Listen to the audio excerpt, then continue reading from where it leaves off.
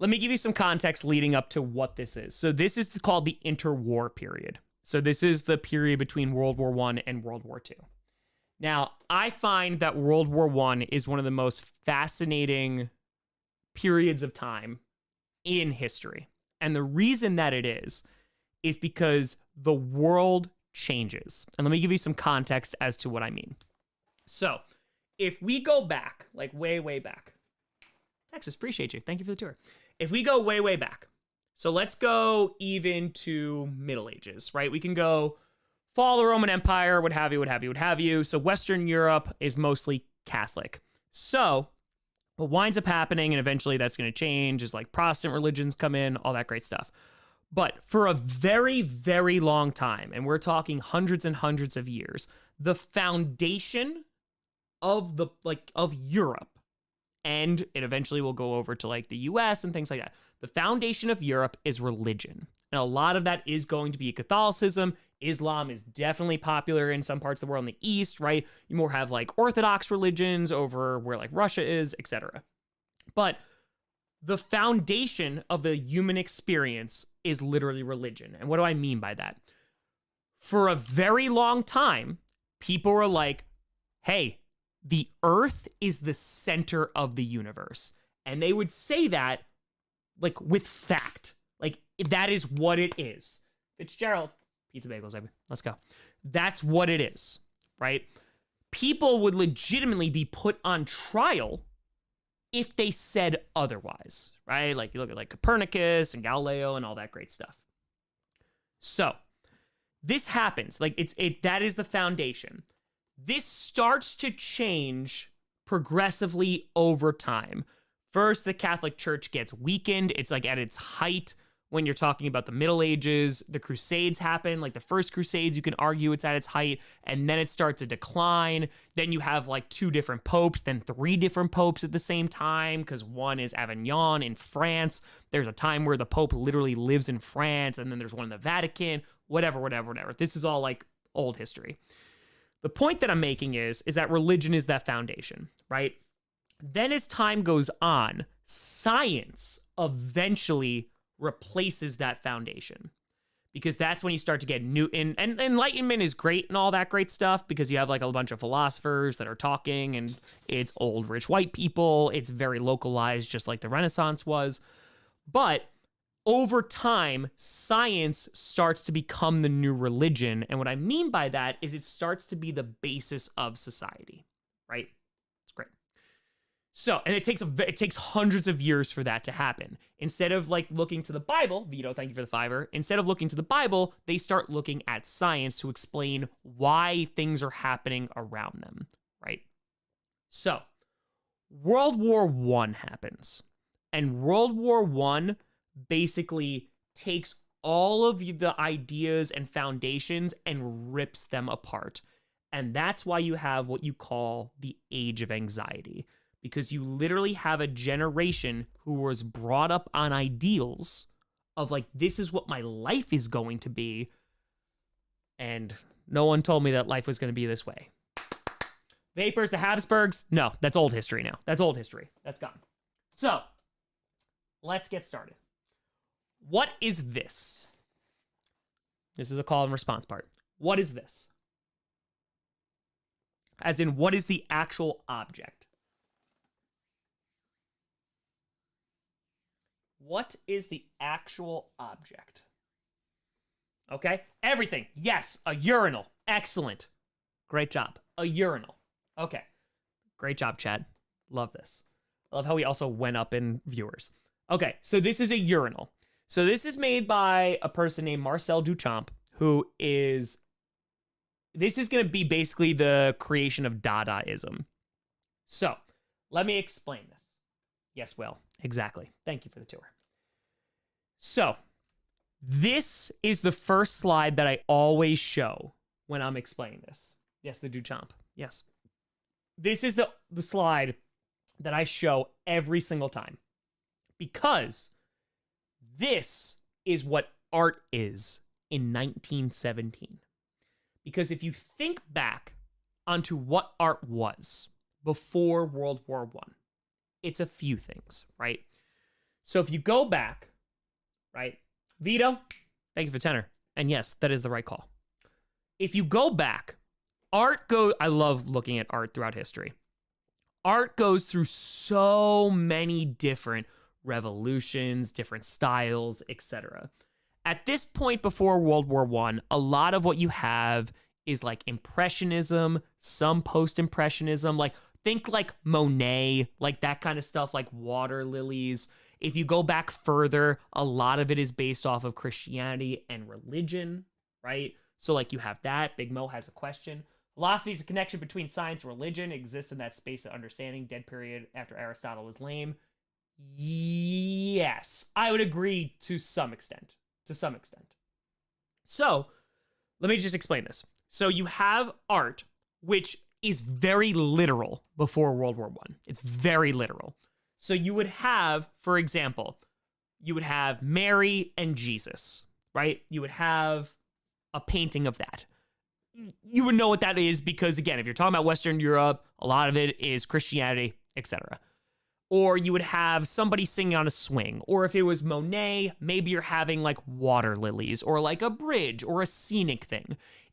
Art wasn't something that you looked at and was like, wow, what's the deeper meaning behind this? Because a lot of the times, like look at the Mona Lisa, right? Like it's a portrait. So what you would have is face value, but techniques would get better. This happened during the Renaissance and they started challenging one another and they would get better and better and better and better, right? All that great stuff. Techniques would change. You would get stuff that's a little bit more Gothic. You would get stuff that's a little bit more gaudy, especially around the 1600s. And as time went on, you would start to have things, especially during the Industrial Revolution, art would shift to being about like everyday normal people. It would be about like peasants. It would be about people working in the fields. It would be people working at factories. And that's why, for me personally, the most interesting history for me is looking at art and culture, especially fiction, because I find that it really represents the time period well. So there's a reason why, for example, like Oliver Twist is written when it is, or A Tale of Two Cities is written when it is, because the fiction aspect of it is representative of the time. So that's art, right? That's art, that's literature, it's all that great stuff. So now, we're talking about Picasso. Don't worry, Bearman. Picasso's going to come up. So now, this is World War I times.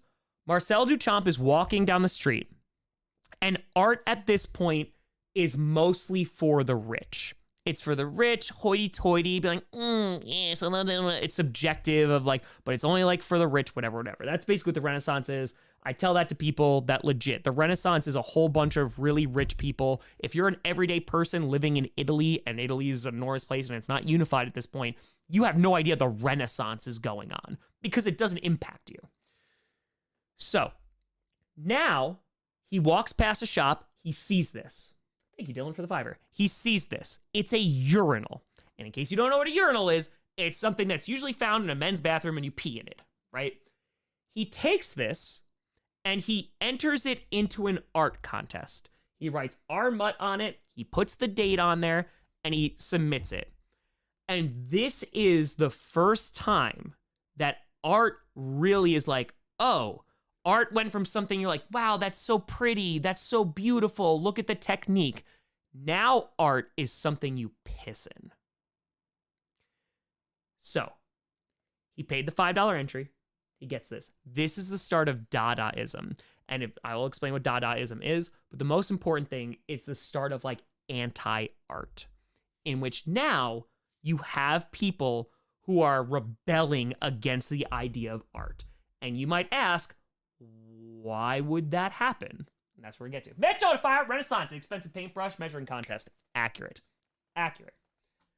So, you do not have to take these notes. But this is what we're going to start to do. Because I told you that now you have this idea of religion being the foundation, which is still pretty strong in society. Science starts overtaking that in the late 1800s because of Industrial Revolution. Also, you start having mass communication like newspapers and things like that, that starts connecting people on a broad level that hasn't been seen before.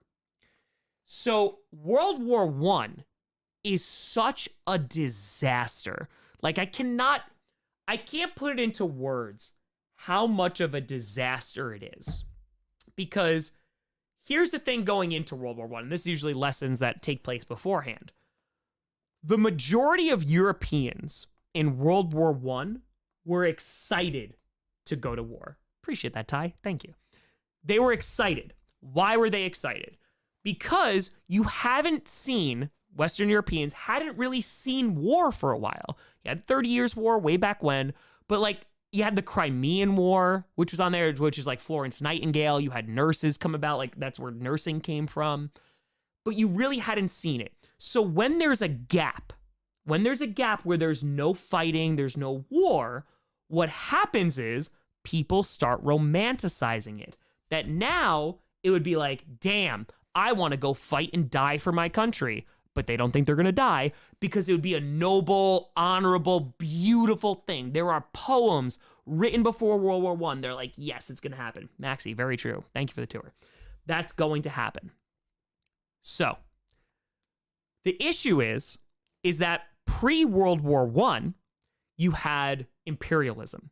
In the scramble for Africa, they divided China up. Of course, you have the British going into India. And during the Industrial Revolution, something that is created is machine guns. Machine guns happen. And when Western Europeans are using machine guns in Africa or India or China, right? Dylan, true story. When they're using those, they're not fighting against other people with machine guns. So keep that in your mind for later, right? So World War I shakes up the very idea of like the foundation that the entire like basically like planet is based off of in Western Europe, right? Because now you start questioning everything that came before World War I. I'll give you an example. Let's say pre-World War I, you are a very religious person. Let's say you believe in Christianity, right? Doesn't even matter which section of Christianity you believe in. What is one of your main questions that is going to happen post-World War I where millions of people are dead? You get nothing from it except debt, disaster, and death and maiming. What is like the first question you are going to have if you're a super religious person? And let's just say you believe in Christianity. What is the first question that you're going to have as I drink this beer? What was the purpose? Good. Why, God? Thank you. Excellent. Why, God? Where's God? Exactly. Why is God letting this happen? So again, you take that foundation of religion that is still pretty prominent at that point. But now if I'm a super religious person, well, why the heck did God let this happen? Millions of people dead. And World War I is one of the first wars where the people that come back, oh boy, shell shock, otherwise known as PTSD. They throw them into rooms and they go scream it out. Horrible conditions. People come out without limbs, eyes, facial deformities, etc. World War I is such a disaster. And if you are the United States, you're like, why the hell am I even getting involved with this? Of course, there's the Lusitania and stuff, but you didn't win anything. There's no winners in World War I. There are just losers, and there's a lot of them, and there's different degrees of how much you lost. And we'll talk about that with Germany, but that's some of the ideals that are there. But let's just say you weren't a super religious person, right? Let's just say. Hi, King. Yep, flowers. Exactly. So that's what I mean about the beauty of it. Soldiers are marching off to war, and there's like young women throwing flowers. They're like, kisses. They're like, you're going to be a soldier. It's great. They're going to die. We're going to talk about that. But what winds up happening is even if you're a religious person, let's just say you're a science person. Mustard gas gets created during this time. Mustard gas was not meant for this. Mustard gas gets used against people. Eventually gets banned, but it gets used against people. And eventually, during this time period as well, the bigger issue is not only do you have World War I, but this is where they start finding radioactive stuff. And they go, wait a minute, this kind of breaks science. This isn't supposed to exist. Einstein comes along And he starts talking about relativity, which is going to directly challenge Newton. And if you're a science-based person, you're looking at this and going, wait, what? Because it's like, okay, religion's not my foundation anymore. Science is my foundation. Well, now that's being challenged. So I want you to think about it from this point of view, right? Imagine for a hot second that all of you are Chiefs fans, right? Don't worry, I'm going to relate this. Imagine you're all Chiefs fans. You just won the Super Bowl. So you think you are the best team in the NFL. And let's just say you go out there and you start and you freaking finish 0-17. You don't win a single game, right? What kind of stuff is running through your mind? So let's just say you're a Chiefs fan. You have all these expectations that you're going to win it all. It's super duper easy. But then you don't win a single game. Why? Why? Are we trash? What happened? And the bigger thing is, whose fault is it? Oh, we'll talk about Treaty Versailles, Fat Batman. Don't you worry. Don't you worry. Yep. Why did this happen to us? Whose fault is it? Etc. So, this is where we're going to start to see a little bit of a change in science and philosophy that's going to dictate rationale of like, hey, this is something I can ground myself in, right? If you think the Earth is the center of the universe, and then all of a sudden someone goes, nah, it's the sun. Whoa, whoa, whoa, whoa, whoa. No. And that's why the Catholic Church pushed against that so much, because if they're wrong about the Earth being the center of the universe, what else are they wrong about? What else is going to start being questioned? So here, Nietzsche, who's dead way before World War I is going to begin, he's dead. His famous quote that everybody quotes is, God is dead, right? The Catholic Church looks at this, who still has a good amount of power, Baxter, I appreciate you, looks at this and goes, whoa, this person is terrible, saying God is dead, blah, blah, blah, blah, blah. However, Nietzsche is saying this in a somewhat optimistic light. Because in Germany, he's talking about Übermensch, which is basically like Superman. He's saying if God is dead, then you could do whatever you want. Free will, you can fulfill your own destiny. And so the reason I talk about it, because Nietzsche died in disgrace, like he was alone, people thought he was a crazy person. But post-World War I, people start looking at his writings and going, huh, okay, this is interesting. Because he's saying that if you put yourself in a box, like in a, hey, this is how I form all my opinions. So let's just say sports, politics, religion, etc. This is how I form my basic opinions. So let's just say I'm a diehard Republican or a diehard Democrat. You don't need to get political about it. I promise we don't need to hear it. I might form all of my opinions based off of my political affiliation. Or maybe I'm going to do it based off my parents. Or maybe I'm going to do it based off my culture. Or maybe I'm going to do it based off my religion, etc., etc., etc. So now, with things starting to crumble, that you based if it was religion, why would God let this happen? If it was government, why would my government let this happen? And here's your really fun fact of the day. Here's your really fun fact. One of the reasons, and a major reason, that women got the ability to vote, which was post-World War I, by the way, that they got the ability to vote is because there was a very sexist idea that was, man, the government has been run by men this entire time. Men led us into World War I.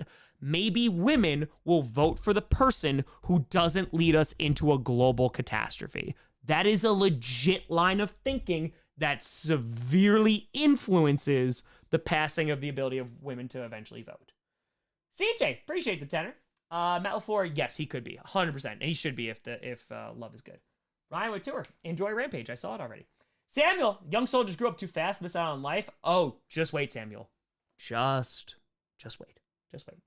So people start looking at nihilism, and they go, hey, get rid of the morality, get rid of the religion. Exactly, Brad. Get rid of all of that. It's meaningless. Do your own thing.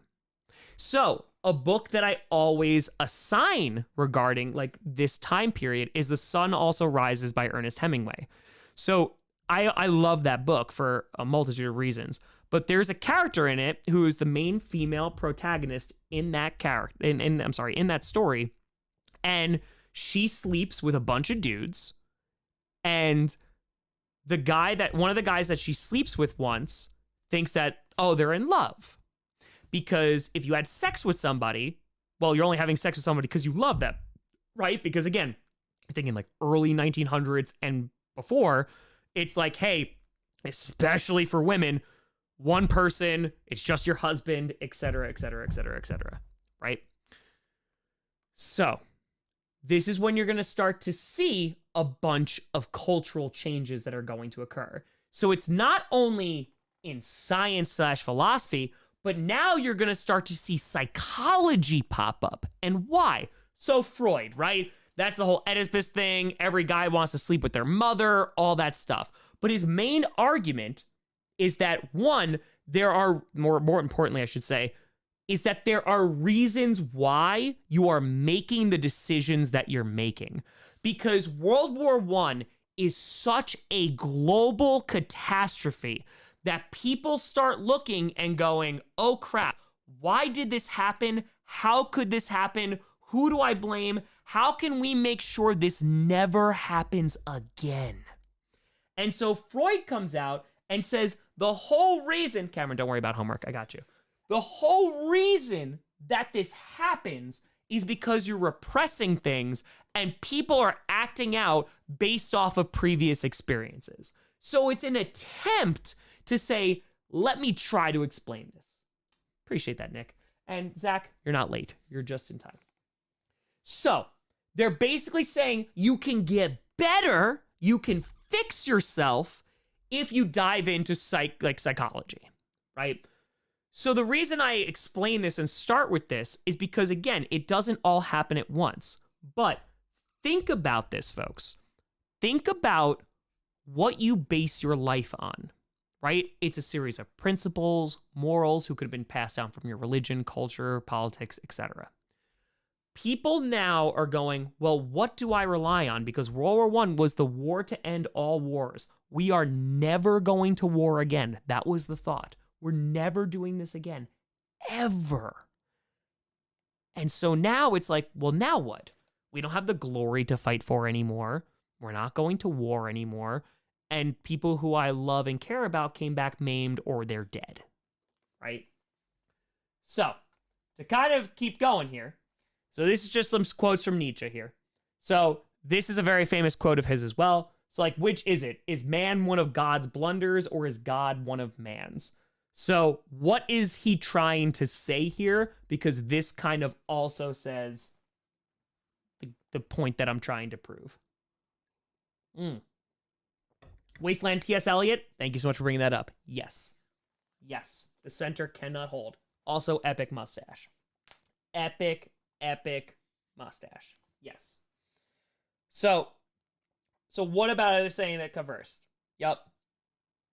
So the argument that is being said here, right, is our human beings, which again, go way back when. Great job, Apusa. Way back when, why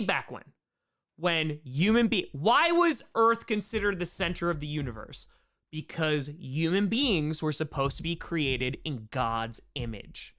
So of course we're going to be the center of everything. So they're asking, Nietzsche is asking, did God make a mistake and make us?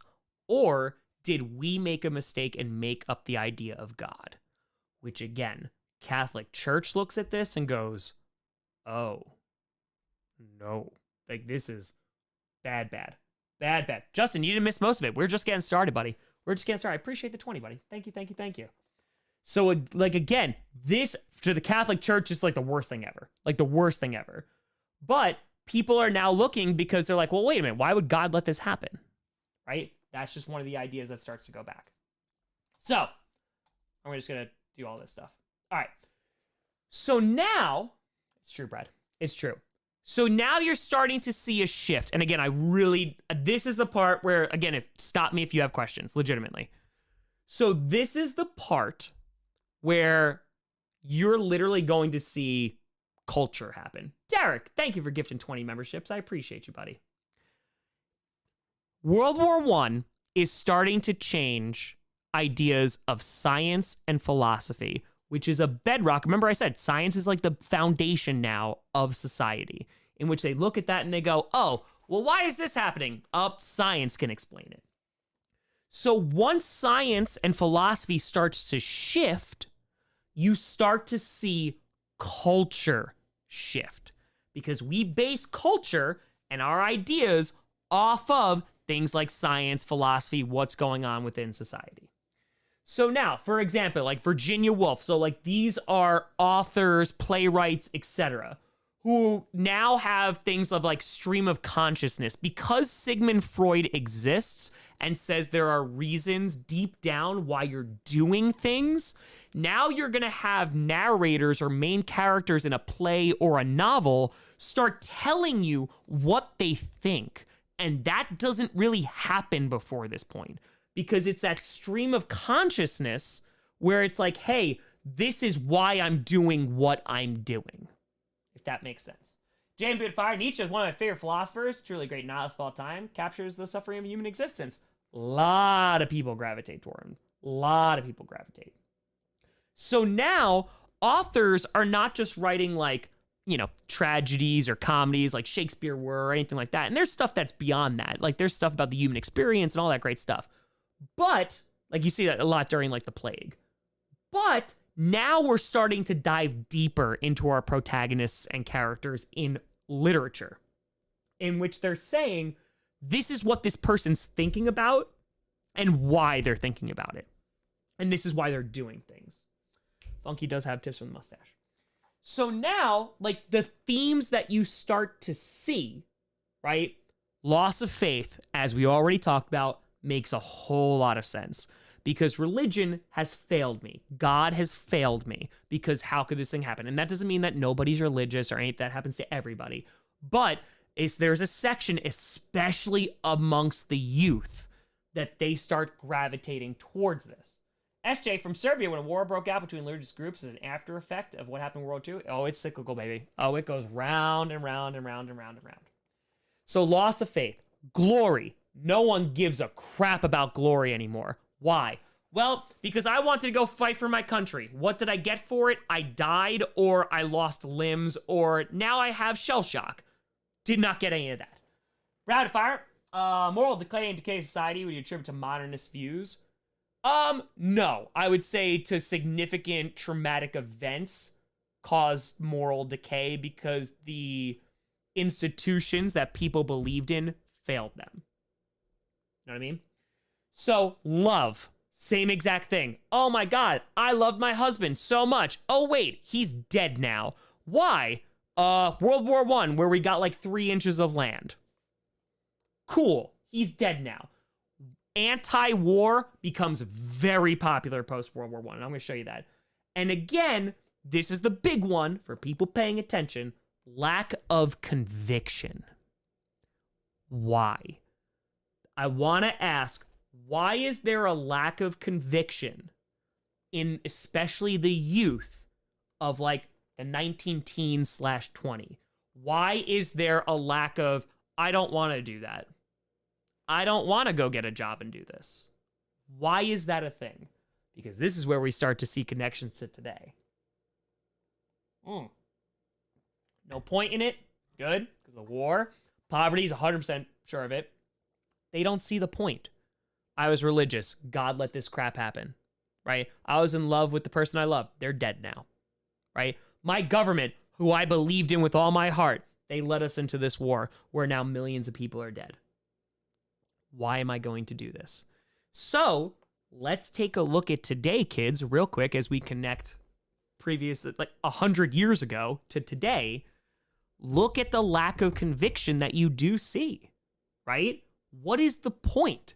If you're looking at climate change and you're saying the world is going to end no matter what I do, I could protest and scream, nothing's changing. Or the person I voted for didn't get in, so now I'm just sitting on my hands for 4 years because I'm waiting for them to do it.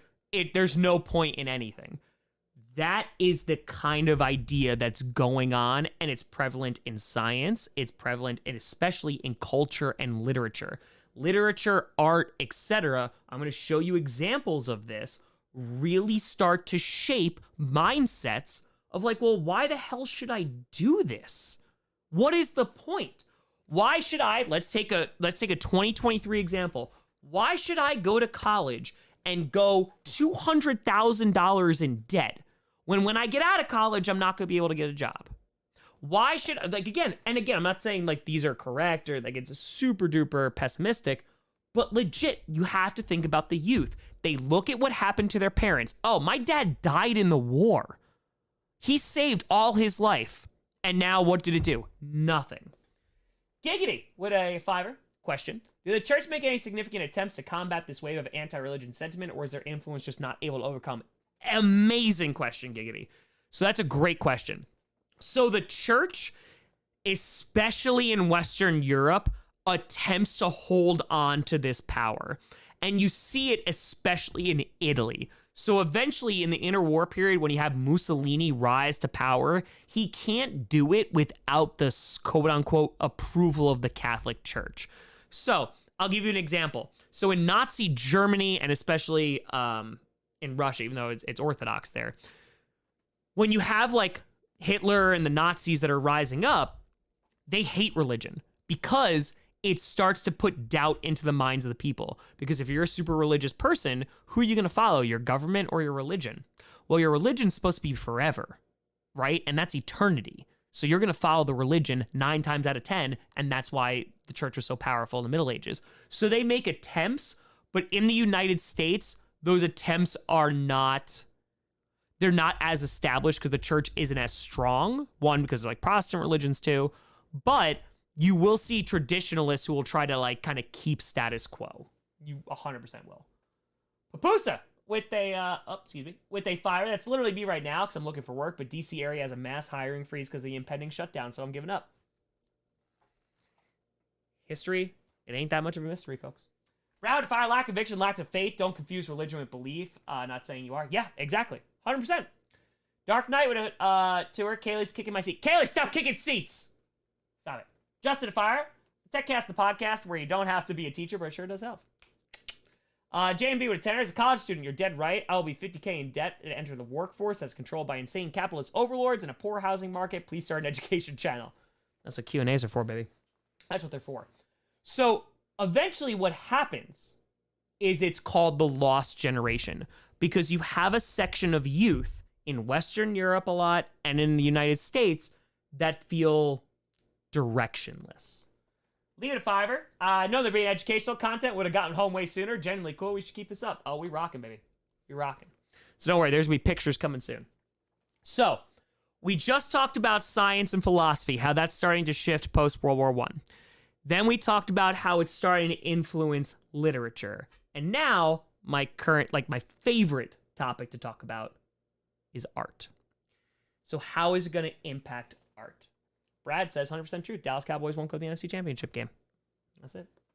So now artists are going to look upon what literature is doing, what eventually like science and philosophy are doing, and they are going to reflect that.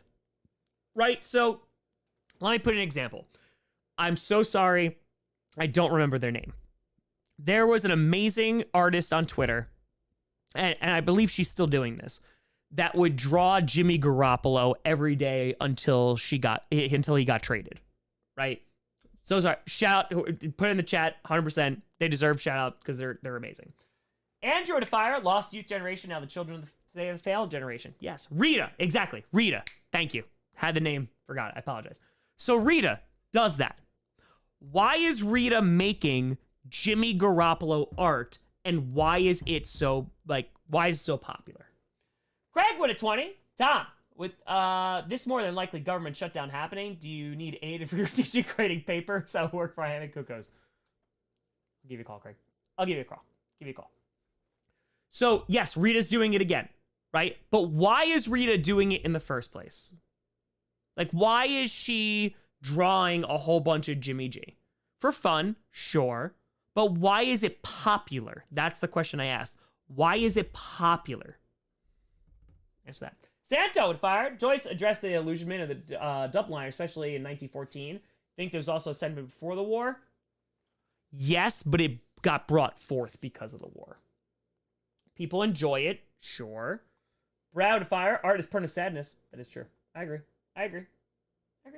Different concept, sure. Shared experience. Yeah, it's a cultural thing, right? It's a thing that's going on in the now, and of course that's going to influence artists because it's something that's going on in her realm, which is sports and football and the 49ers. And so 49ers fans are gonna be like, ha, this is great because it's something of a shared experience and it's a cultural thing, right? Does anyone fire? Is it true that our access to knowledge about the results of the war was so new and had a lot to do with our view of it? I know Vietnam did them as well. Yes, because it was very much controlled by what you were reading as well. Bad takes fire. Just join her and Hitler and his armies. Hope you're having a good night. And Dirty Birds winning by Sunday by 10. Well, there you go. So now, what you're gonna have, right? Matt with a fiver, 4 pages of notes. I like it. So now, again, take Rita, who's drawing Jimmy G until he gets traded, because that's what's going on in their experience / realm. So artists do the same exact thing. Rob says chaos will cause order. Sure. So what are they going to be influenced in? What are people going to be painting, drawing, etc.? Well, destruction of war, right? That's caused by it. This lost generation aspect of lack of conviction, lack of faith, etc., relatability. And so now you're going to start to see things that are not traditional art forms. John, yes, you can use the restroom. Yes, you can.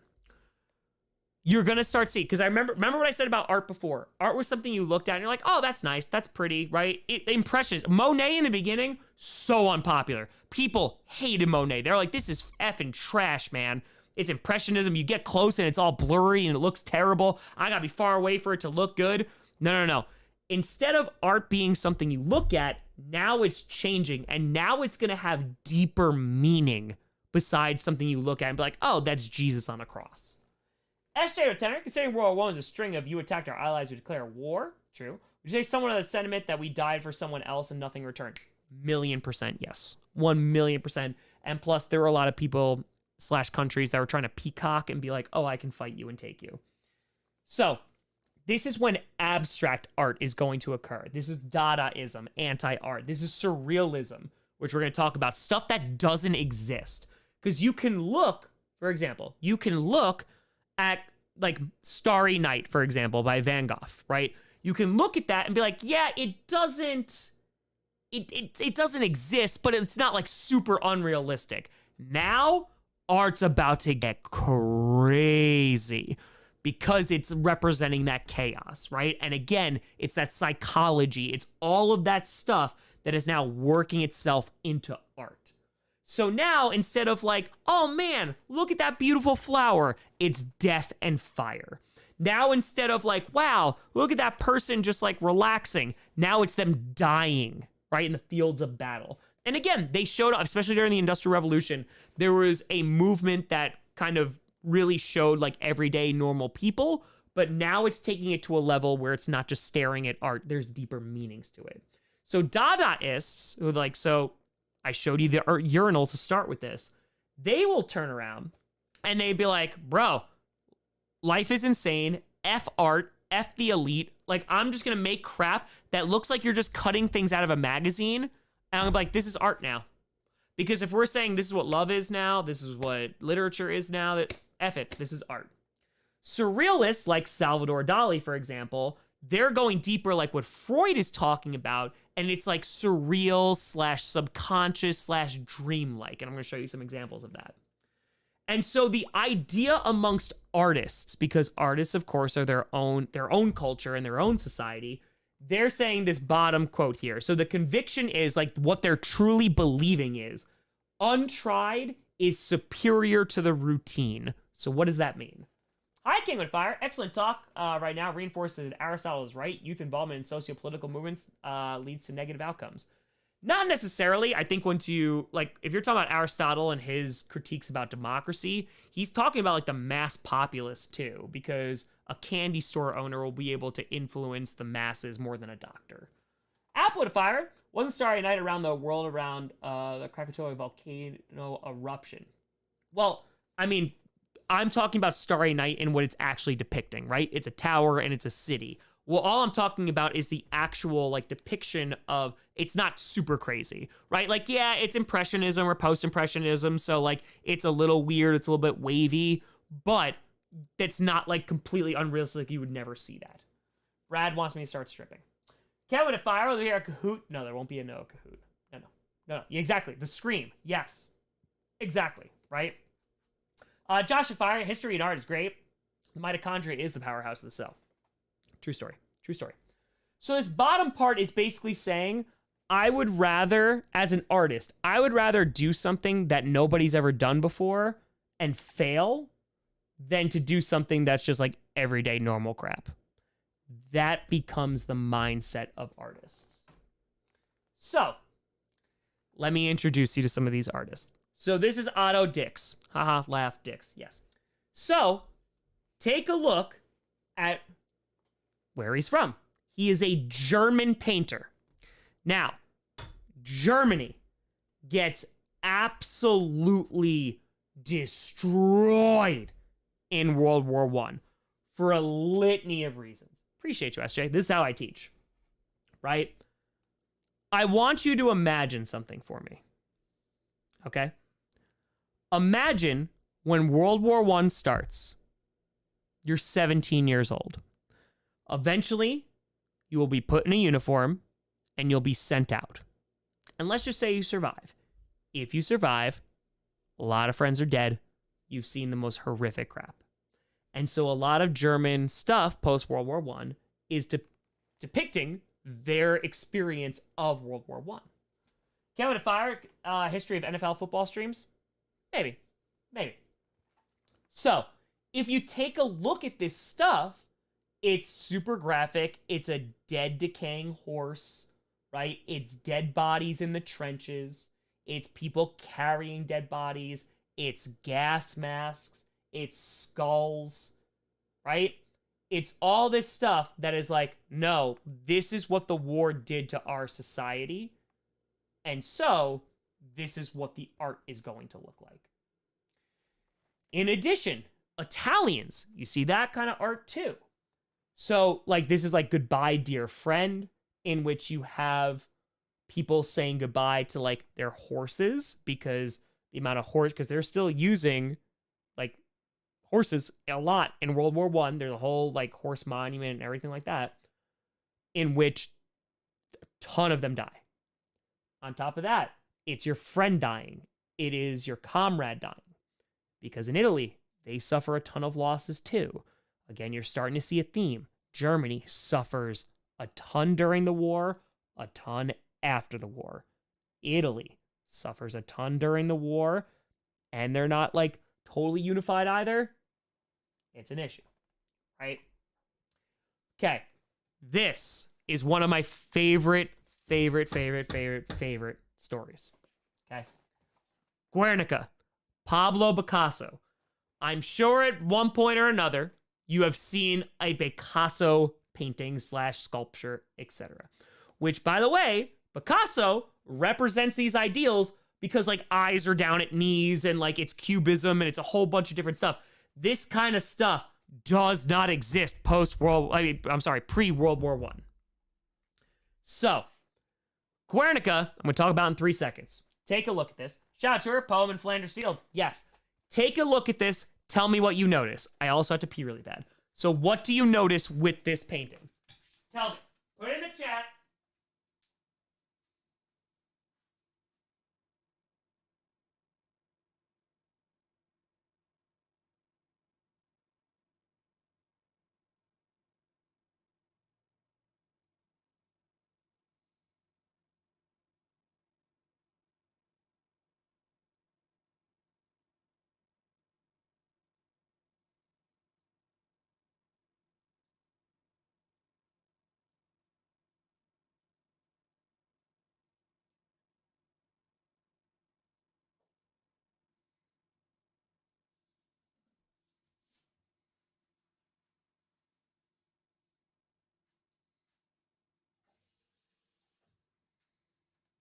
Okay.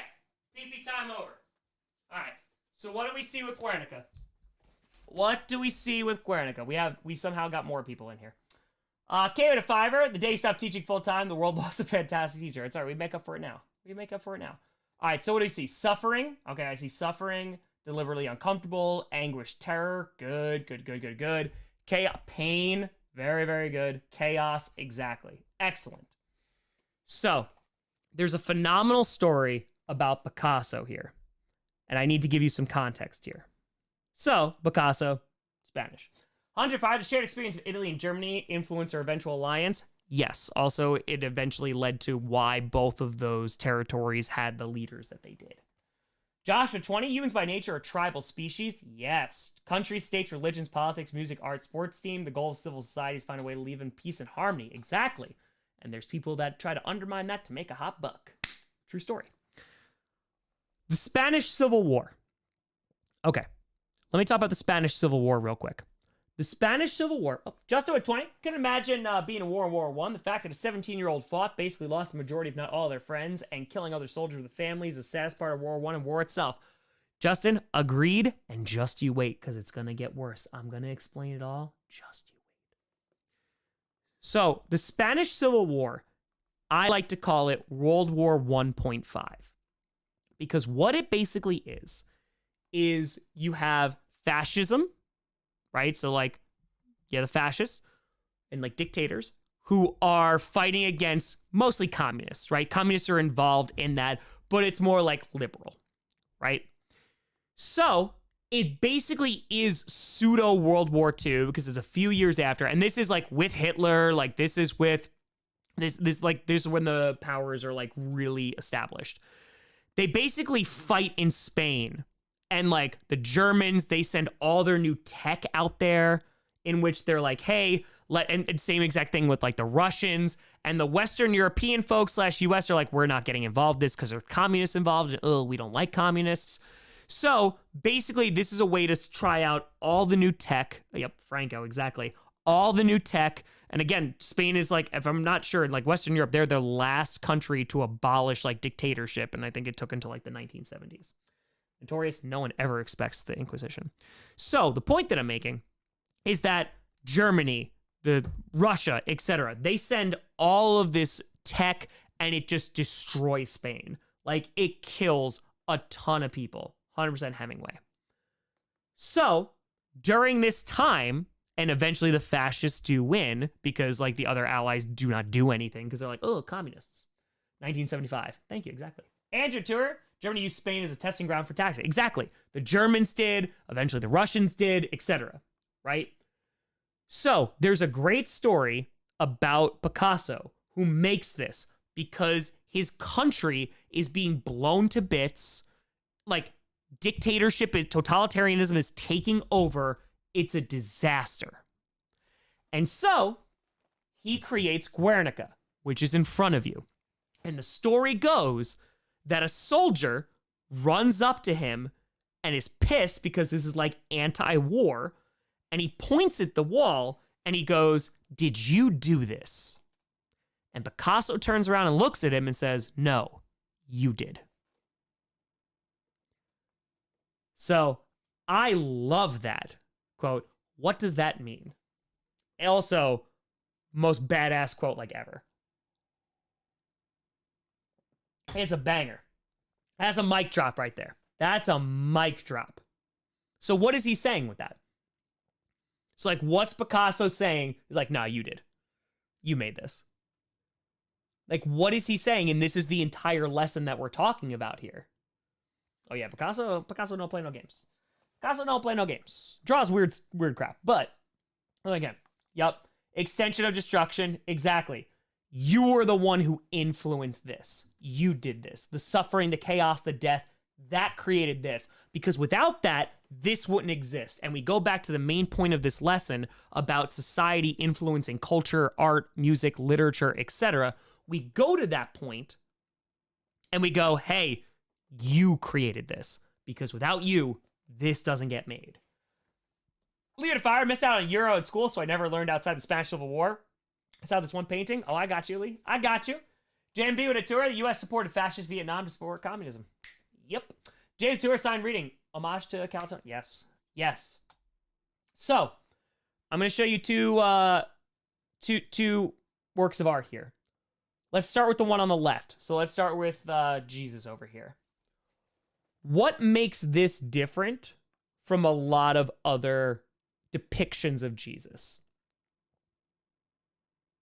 So, what do you think is like a major difference? And if you have trouble, I can show you, and like I can show you what old ones look like. Actually suffering on the cross. Good. Not okay. Brian, excellent. Grossi, let's go. Yes. It's not romanticized, and there's no glory in his suffering. That is a great way to put it. And you look at that person, and they look human, right? So, I mean, you see some of this in the Renaissance a little bit of like Jesus becoming less glorified and more like trying to relate and being a human being. But you see this stuff, and you still see religion influencing art because it doesn't go away. But now the depiction is dark, and it's suffering. And it's, oh, that's a person. And it looks like they're weeping, right? Guys are killing it, Joshua. I agree. Guys are killing it. So now, exactly, less noble. Exactly, right? It's not glorified. It's not put on a pedestal. Like, this is a person who suffered and died. Oh, who else suffered and died? Millions of people during World War I. So you start to see it get influence in here. Then you got over here. What the heck is going on the right side? What the hell is that painting?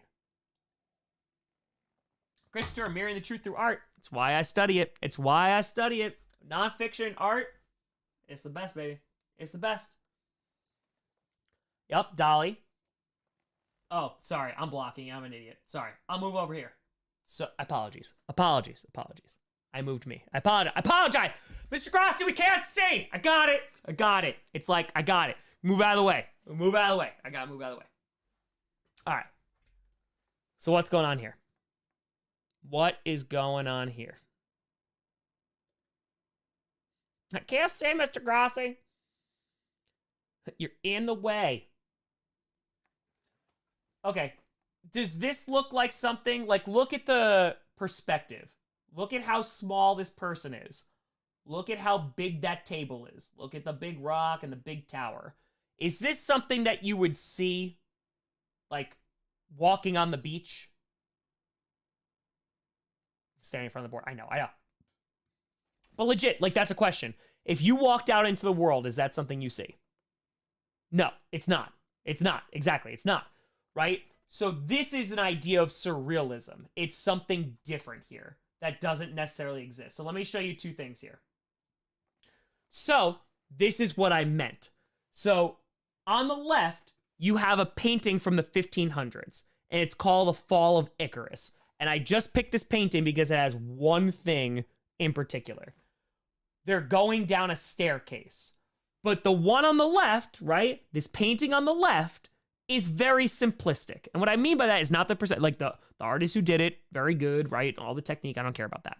What I'm talking about is like, this is something that exists in real life. It is a person walking down with a cattle, there's a ship, there's water, etc. Okay? So this is this. This is around the 1900s. There's Marcel Duchamp again. That's called descending a staircase. Do you see the difference? Realistic? Chaos. SJ5, Jesus picture looked like the artist had lost the deified view of Jesus. 100%. 100%. But again, completely different. 400-year difference. But this is around early 19, like around get the 19 teens where things are starting to go crazy. It's now not depicting beauty and art and realism. It's chaos. Like, bro, what the hell is going on with this? What is this? This is a self-portrait. You know what the Mona Lisa looks like. What the hell is that? Why is that happening? That is my question. The world's thrown into chaos. That's the point that I'm making. That's a self-portrait now. All the drugs. But again, why is the art happening? Because that is like I try to explain to people. Literature art reflects what's going on in the time period. This is not happening during the Renaissance. This is not happening before World War I. This is now happening because it's reflective of the life and society that people live in. So it's chaos. It's broken. Look at this thing. What the hell is this? What the hell is the one on the right? Now it's about interpretation. It's chaos. Exactly, Luke. And you took the words right out of my mouth. It's messy. It is messy. And not Lionel Messi. This, great examples of Dadaism. So the one on the left is called Christmas. And you see, it's anti-art. It's anti-art. It looks like stuff that's just like cut out of a magazine, throw together, and they're like, yep, that's art. Because why not? Because why not? It's anti-art. So it's like pushing against the establishment. Bro, with a tour, what am I witnessing? Also, how are you? Tom in chat. Oh, we're just doing a lesson. No big deal. No big deal. Also, anything can be art. It's true. So, I'm sure many of you have seen this before. If not, no biggie, right? Ethan, exactly. Yep, that's kind of nihilism idea. So this is Salvador Dali. This is honestly probably like his most famous piece. That's called The Persistence of Memory. Probably many people have seen this, but this is surrealism, right? It's like the idea of time. It's melting, things like fading away. Again, it's interpretation. Does this exist in real life? It does not. But this is what art is starting to turn into. It's deeper meaning. There's psychological aspects to it that doesn't happen without Freud, that doesn't happen without the trauma of like what's going on in the 19-teens/20, right? One of my favorite artists, Renee McFerrin. A lot of you have probably seen this because I know like stuff in like The Fault in Our Stars and all that great stuff. It's kind of been done a lot. But this is going against like all of the art. Because now you look at this and what do you want to see? What is the one thing in this painting that you want to see? You tell me. Tell me. What do you want to see? You want to see his face. Exactly, Josh. You want to see the face, right? Why do you want to see their face? Why? Someone in this chat tell me. Why do you want to see their face so bad? Tell me. Tell me why you want to see their face. They connect to faces. We're used to it. It's in all the other artworks in history. You're not going to block their face with an apple. What are you doing? So Renee McFerrin, who again, one of my favorite artists, is basically saying like, the face doesn't matter. Ooh, that's a little interesting. Okay, let's look at some more. This was in The Fault of Our Stars. So like before The Fault of Our Stars came out, when I was teaching, this used to drive kids insane because what this is called is This Is Not a Pipe. And I would ask kids, why is this called This Is Not a Pipe? And they'd be like, is it this or is it this or is it this? Because no, it's a painting of a pipe. So now art is saying, hey, this is not a pipe. It's not real. It doesn't exist. It's a painting of a pipe. It's not real, which in of itself is a pretty like, ooh, uncomfortable, like, don't know how I feel about that ideal. Because again, for a lot, especially amongst the rich, art was usually used as something to comfort people. Like, oh, look how pretty this is, etc., etc. The Lovers. Oh God, I love this painting. What do you get from this? I'm curious what the chat thinks about this. What does the chat think about this painting? Tell me. What do you think? What's going on here? You tell me. Denial, forbidden love. Okay. Suffocating. It's called The Lovers, by the way. No emotion? Sure. Can't see it? Sure. So suffocating? COVID. Slender Man meets Slender Woman. Good, right? Everyone has their person. Everyone has their person. Right? So, again, lack of intimacy. Janine said it. No connection. Right? It's another toilet. The idea of somebody kissing somebody. Right? What did I tell you one of the main themes was? Loss of love, right? Loss of faith, loss of conviction. Because as I mentioned, and I highly recommend, this is why I love Gatsby so much. Because after teaching this lesson, I promise you will get rewarded by this. I'm sure many of you were forced to or read The Great Gatsby in high school. If you literally read The Great Gatsby as a dude, Gatsby, attempting to go back, he keeps trying to go back to the past, right? Fitzgerald, alive during this time, is writing about this stuff, trying to go back to the past, trying to reclaim it. What does Gatsby do? He goes off to war. He's a soldier in war, and he's constantly attempting to make it seem like it never happened. Read Gatsby from a historical lens, and it's a green light, and it's totally different experience. Totally. It is the lost generation. Go and read The Sun Also Rises, Hemingway, right? In which I just told you, the protagonist, the main female protagonist, she sleeps with a bunch of people, and one of the guys interprets that as, oh my God, I'm in love with her and she's in love with me, because why else would she sleep with me? And now there is that lack of, nope, sex isn't for somebody that you just like are in love with, or your husband or your wife or anything. Nope. That's gone now. It's gone. Like, that's the kind of social, cultural stuff we're talking about, right? So now this is where it gets really fun. Now let's jump into things like music. So we talked about how philosophy, science is changing. We're starting to talk about how literature is changing and plays. Now we're getting to art, and now we're getting into music. Music before World War I, I'm going to give you examples of this. It is not something you dance to. It is slow. It's usually about love. It's really not great. But now, Matt White Tenor has 9 pages of notes. Oh, yeah. Now, music is chaotic, and music is for dancing.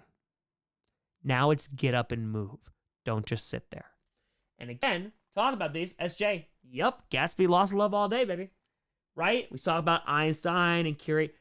Why did these 3 scientists, why, LQ, this is right for you, right? Slaughterhouse 5, exactly, Andrew. Yes. Why do these people make society uncomfortable? Why? Why do people like Einstein, Marie Curie, Planck, why do they make people uncomfortable? Exactly, LQ, right? You're basically saying, hey, nope, forget Newton, theory of relativity. Now we're getting into quantum science. You thought you knew science? Throw that crap out. Now it's quantum. Now there's things of like radiation. They used to put freaking stuff in your toothpaste that was radioactive. We'll get there. So now, we talked about the religious folks, right? Their foundation's starting to crumble. We talked about the science folks. Their stuff is starting to crumble. Well, those are the 2 main things that society is based off of. So you have this lost generation in the middle, and now, what the hell do you do? Jose, we'll get to Captain America soon. We will. We'll get all radium, baby. That's it. So, you have this idea, which it's not new. I promise you it's not new, because history is super cyclical. You have this post-bubonic plague. Definitely happens within the Renaissance because there's more jobs, people make more money, especially in the cities, etc.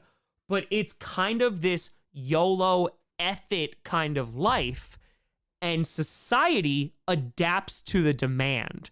And so now you have things which start to happen in the late 1800s, the newspapers and stuff like that. But now is where you have mass culture. And what do I mean by that? Culture used to be very, very small within your groups, right? It could be within your tribe, it could be within like a city or a town, etc. But mass culture is Taylor Swift. Mass culture is millions upon millions of people seeing Taylor Swift and going, oh my God, I love Taylor Swift. I go to her concerts. I watch videos about her. It's massing. It is so many people across so many places that all have a connection about one thing. It's Packers fans everywhere. It's Taylor Swift. It's whatever, right? That's the thing that connects them. And so companies see this and go, oh, cool. Magazines start to really come really popular. Fashion starts to become seasonal because let's go like way back in the day. Way back in the day, you bought like an outfit and you're like, all right, I'm going to wear this for like years. And then as people start getting more money, they can afford more things and companies go, okay, well now fashion is seasonal. Oh, you don't want that dress. You have to buy a new one now. As Jay Fields called out. It's not something you need. It's, I want that. Folks, if you're alive in the 1500s, I'll go with 1500s, and that's even late. You go in the 1500s and go, man, I really want that. You can get your ass kicked. Bro, you want something? No. You can't afford anything. The vast majority of people on this planet, from the start of history all the way to now, have been poor as hell. And so there was no wanting things. It was, I got a face towel for my life, and that was it. Industrial Revolution changes the game. And so now we're far past that, and companies can go, we can make useless crap that people can afford. We're going to make them want it. We're going to create that demand, even if it doesn't exist. And now we go further, because maybe you go, all right, I really want that new face towel so bad, but I don't have the money for it. Well, then banks go, well, that's cool. Here's credit. Well, what's credit?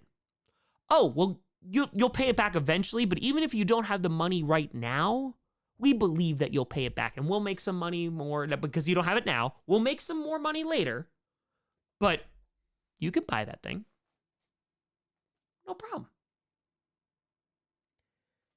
So now take that and multiply it by hundreds and then thousands and then larger groups of people who then go, okay, sure, I'll use credit.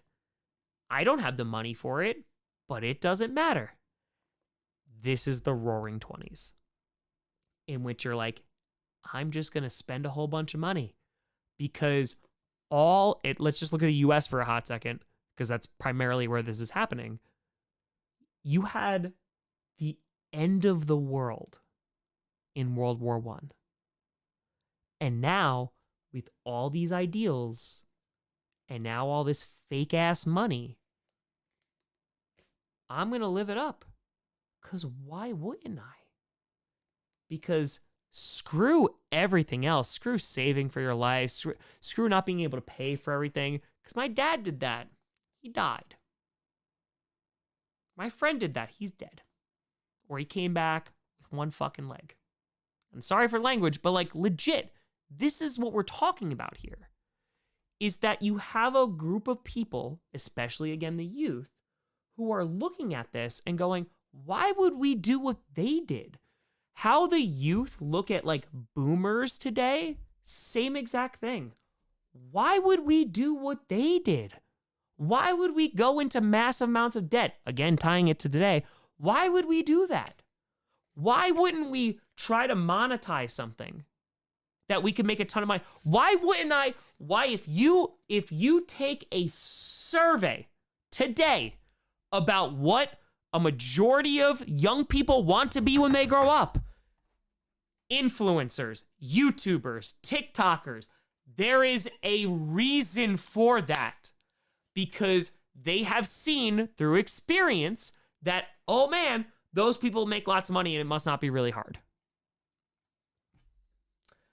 Though to tour, Warren G. Harding bros. There you go. But that's the point that I'm making. So it's like, screw it. I'm going to make this stupid ass content. I'm going to do stuff that makes me go viral, because then maybe I don't have to do the same crap that my parents did. It's not that far off.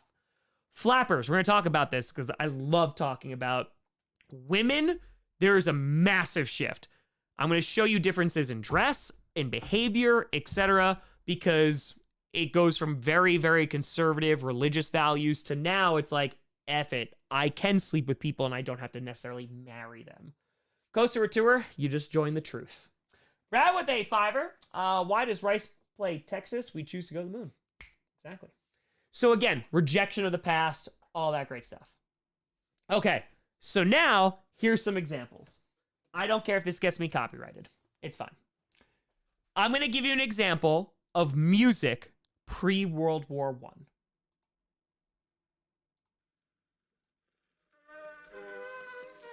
Turn up your headphones. It's going to be a jam. It's a jam. You'll be dancing any second.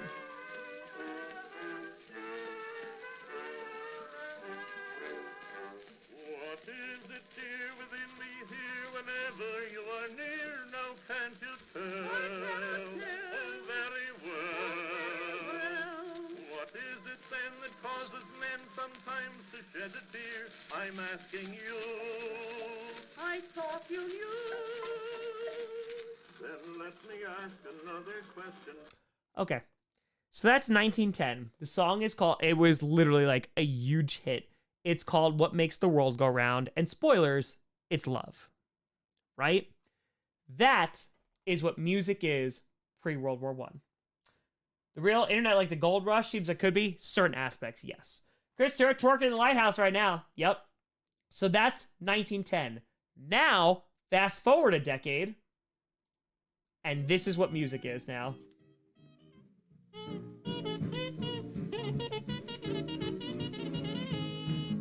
Right up and said you have no chance.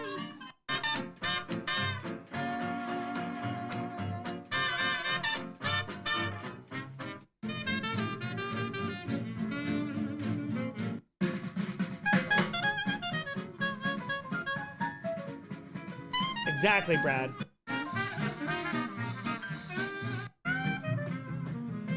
So the point is now music is something you dance to, and everything that we've been talking about tonight of where art and literature and all these things are going into more chaos. That's what jazz is, right? It's a ton of notes that are constantly clashing against one another, but people are getting up and moving instead of sitting in, their chairs listening to that garbage. So this is what culture looks like in the 1920s, especially in the United States. It is mass consumerism. And this is where department stores come from. This is what this is. So but look at the fashion. Look at the hats, look at the coats. By the way, showing ankle, how dare they? But again, very, very, it's mass culture, which still exists today. SJ, Chicago, excellent look at how culture shifted in the 20s. Absolutely. Absolutely. So, again, look at how fashion is starting. Oh, we'll talk about Macy's. Don't you worry. Don't you worry. Okay. Does anyone know what this is? Does anyone have any idea what this is? Curious. The ankles. I know. That's how they get you. It's not a play. Aaron got it. It's a display, right? It's a wedding, though, but it's a display. So, you don't see this a ton today, but back in the day, right? For us old folks here, and it still does exist. If you walk in like New York City or a major city and you walk past a department store like H&M, something like that, right? Macy's, whatever. There were these entire displays. They were called windows displays, right? In which they had mannequins, the whole 9 yards. Again, they still have this today, but they used to be these insane, elaborate displays. Like insane. Those are mannequins right now. Yes.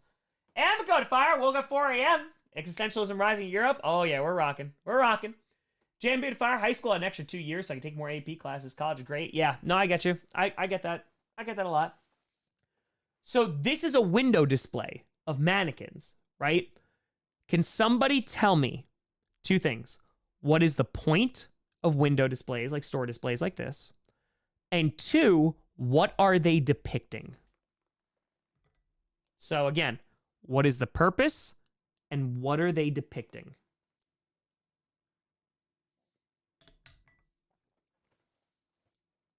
This can be you, draw attention, selling the products. Good, draw people in. Ideal family, I like it, I like it. Attention, exactly. Ideal lifestyle, love it.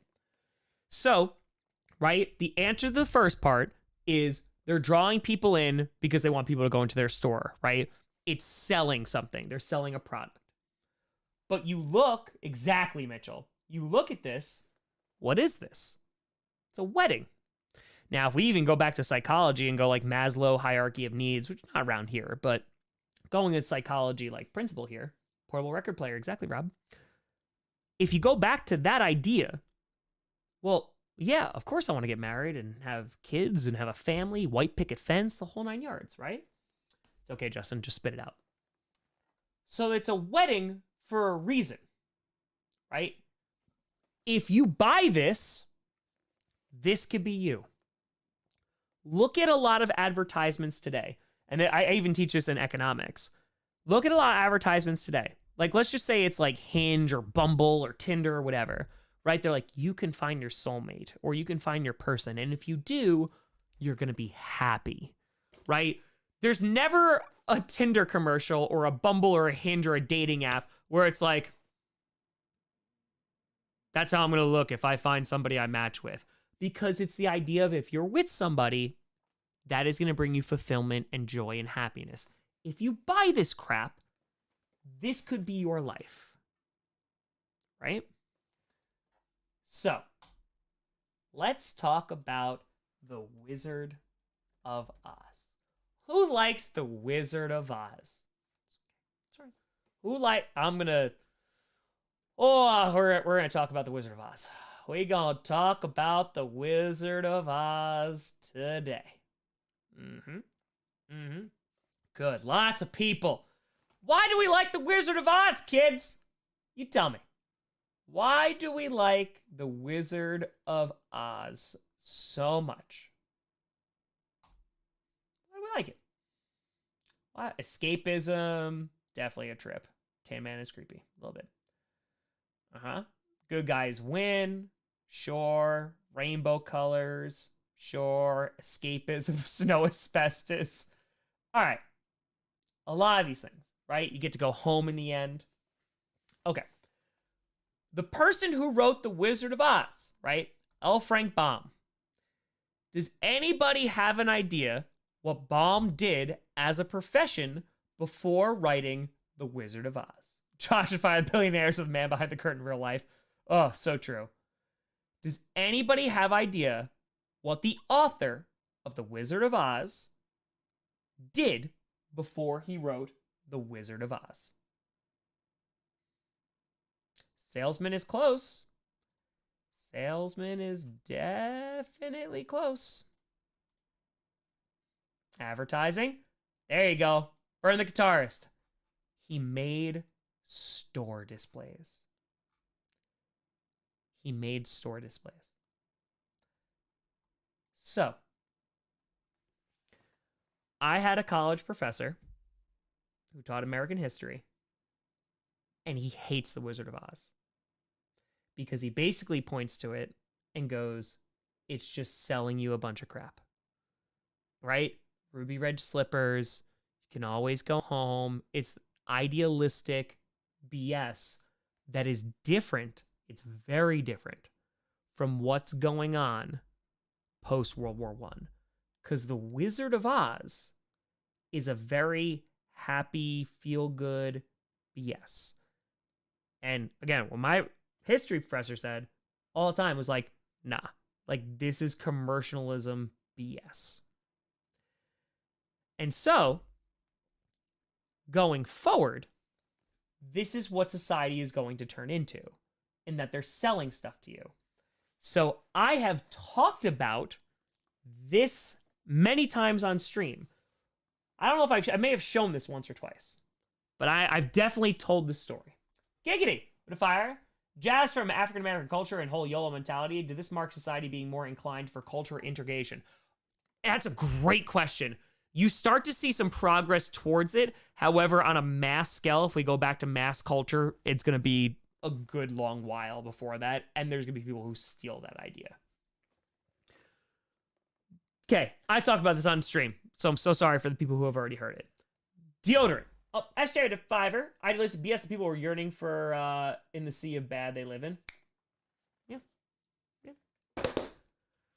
Deodorant. Idea came out before World War One. They pitched it as like, it'll make you smell good. Like, it'll make you smell whatever. It bombs. It does crap. They don't sell. It's a disaster. Okay. Batman went tour. Allegory for the gold standard. Yes. So, post-World War One, mass consumerism, advertising changes the way it's marketed. How is this marketed? How is deodorant marketed now? Tell me. So Brian says we were stinky. When did we realize that? And that's a legit question. Matter of fact, I'm going to need at least a day to review for the essay questions, Mr. Grossi. I legit, let's like take the funniness out of that, right? Right now, today, we go, you smell if you don't use deodorant. When did that happen? We haven't been using deodorant for that long. It's about 100 years. That's it. There you go, Eloise. You're getting there.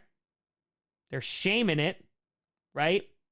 Convincing people, sure. It starts to turn. If you stink, people will know, sure. Okay, folks, I need to take a deep breath for a hot second. Take a deep breath. Take a deep breath. Okay. Post, let's just say 1915. Let's just pick a date, right? Post 1915, this is what we're talking about. Let's go before 1915. Potato, thank you for the fiver. Let's go from the dawn of time. Josh, great question. You're close. Dawn of time. Human beings. All the way up till 1910. Did people smell good?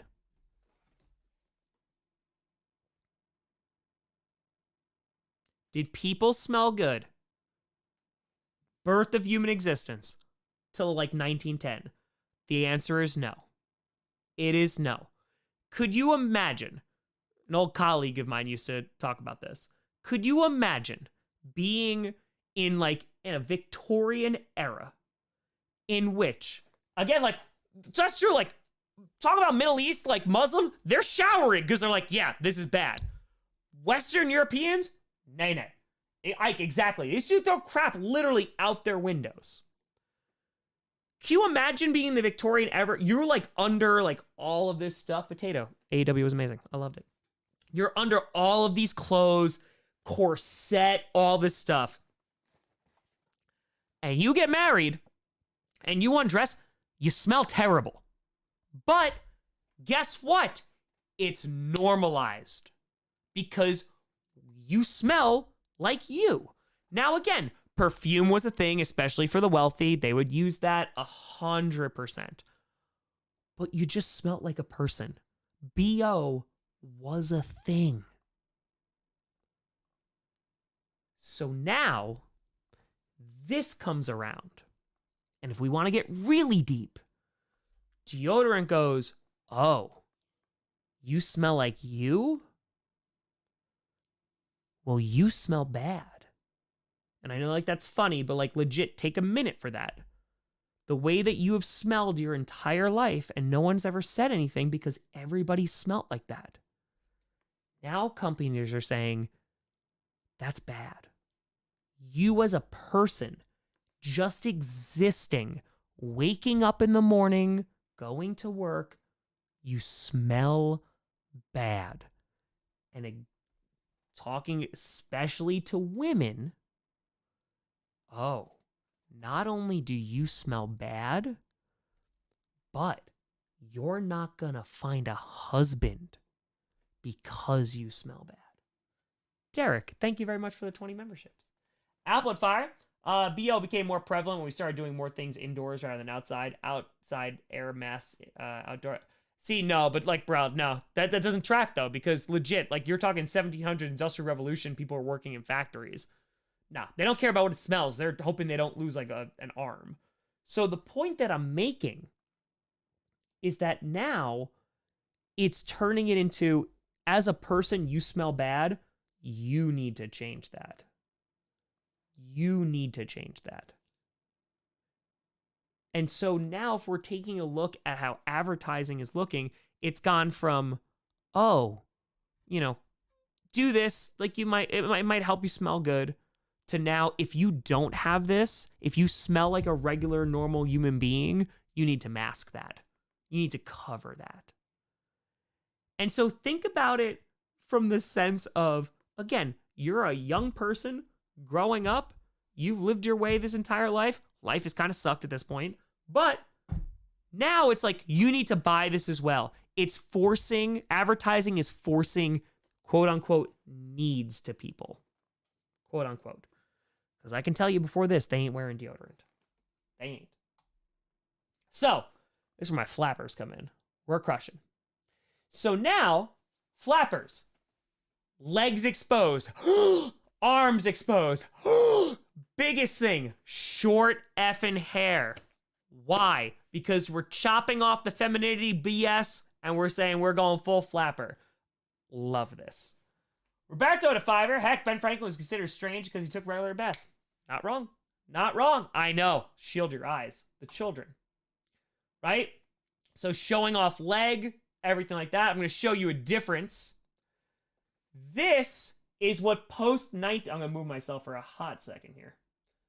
This is what post-1920s outfits looked like, especially in the US. Exactly, Brad. Exactly. What do you notice about this? They're playing tennis, too. So what do you notice about these women on the right? What do you notice? What do you notice?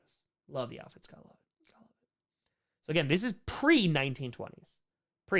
Covered completely. Completely, right? Long skirts. This person probably going to get reprimanded later because they're showing some forearm, which, how dare you? And now, less than a decade later, you got this. You got that.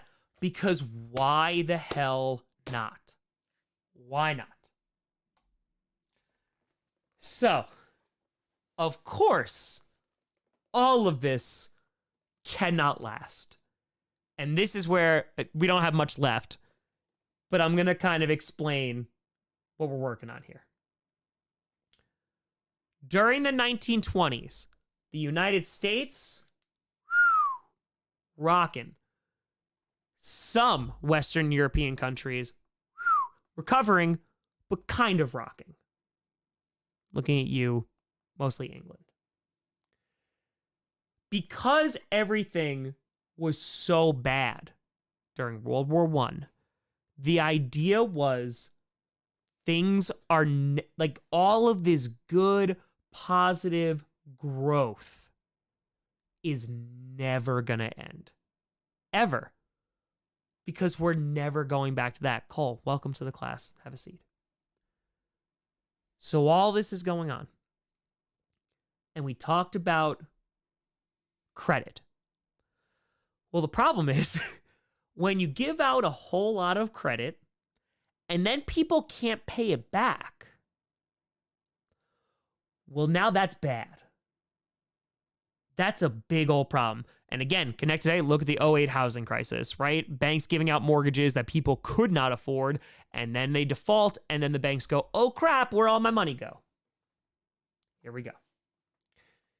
So, why is this important? Because again, I want you to think about where we started. We started looking at a urinal, right? Because that's what the art of like society was reflecting at that point. We went from science and philosophy changing, no longer being the foundation. We went to how that impacted literature and plays. We went how that impacted art and overall society, because art, music, literature make up culture, and people are now consuming that. So if you're being told, spend money, do whatever you want, YOLO, people are going to act like that in a financial sense, right? Because culture also influences what we spend our money on. Brad Fiverr, recovered during the 20s flourish as the U.S. loans. Exactly, Brad. Don't worry. We're going to get there. So now, the Great Depression happens, and America, with all that money, no mas. And so, even worse, American companies, governments, etc., who invested in Western European countries who were recovering from World War I, they pull their money. And on top of that, the U.S. gets very isolationist. They got it basically because they didn't want to join the League of Nations, Woodrow Wilson, the whole nine yards. But this is when, like, economically, they're like, nope, we got to protect ourselves. And that's where we're going to kind of leave the United States. Because what happens there, this is the Roaring 20s. This is the 30s. It is dancing lines and drinking and dancing and having a great time to hopefully I get a job today. So I said earlier in the stream, imagine you're 15 years old in the US. You go fight in World War I. Let's just say you come back in one piece. You've seen people die.